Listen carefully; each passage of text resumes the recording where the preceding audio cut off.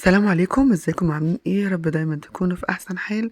هنعمل مع بعض النهارده فطار سهل كده وسريع، مش هتقفي كتير في المطبخ. ولو كمان تبلتي الشيش طاووق، هنعمل شيش طاووق. وطبعا هعمل جنبه رز بسمتي، بس هعمل معاكم شيش طاووق. انا حابه اوصل لكم تتبيله الشيش طاووق بنعمله ازاي، هيطلع معاكي جوسي وطري وطعمه حلو جدا، ومش هتقفي كتير في المطبخ. يلا نسمي الله ونصلي على سيدنا محمد ونشوف مقاديرنا.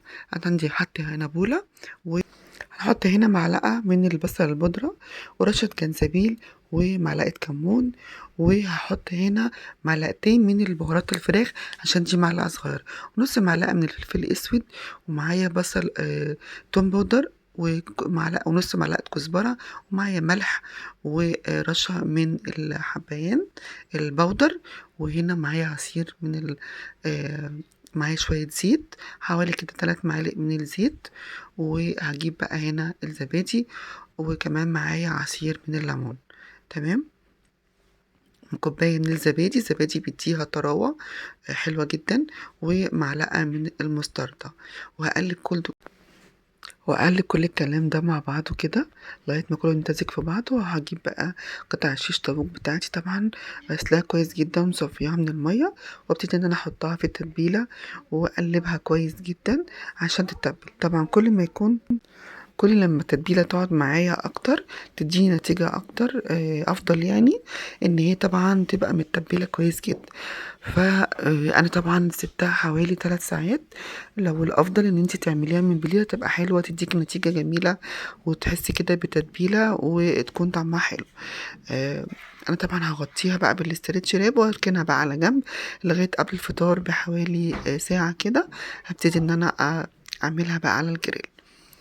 طبعا اتبلت معايا بقى هنا بعد 3 ساعات، وجبت قطعت شرايح من البصل والفلفل الالوان. لو ما عندكيش فلفل الوان مفيش مشكله، انا عندي البنات مش بيطلعوه كده وبيسيبوه وانا اللي باكله.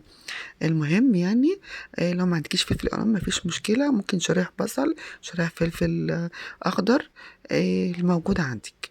هحط بقى كده شريحه من قطعه شيش طاووق، وشريحة من الفلفل الألوان والبصل.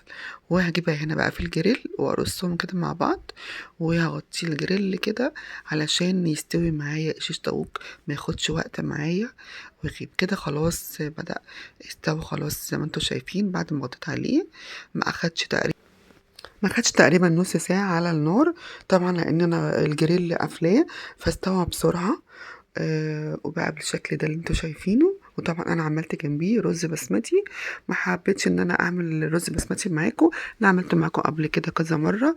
حبيت بس اعمل معاكم الشيش طاووق، كنت نتبله ازاي ونسويه ازاي، مش لازم شوايه ولا حاجه. زي ما انتوا شايفين بالشكل ده اتعرق خالص معايا، استوى جدا وجوسي وطري وجميل جدا.